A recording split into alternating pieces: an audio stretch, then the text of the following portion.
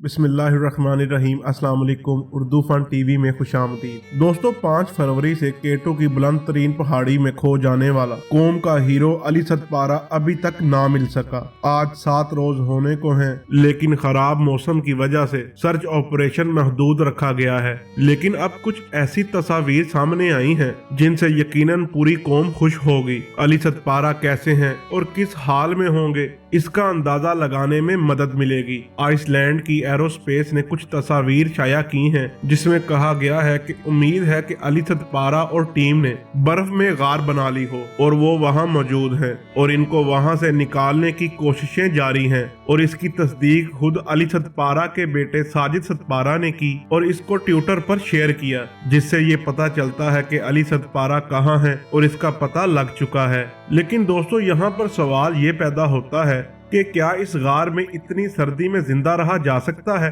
तो जवाब इसका है हाँ। लेकिन अगर आपके पास खाना, गर्म पानी और गर्म कपड़े मौजूद हों और इंसान इतना सख्त जान हो जो इस सर्दी को बर्दाश्त कर सके, तो यकीनन वो इस मौसम का मुकाबला जरूर कर सकेगा। कौम दुआ गो है कि कौम का हीरो अली सतपारा सही सलामत ढूंढ लिया जाए और वो दोबारा अपने घर वालों से मिल जाए।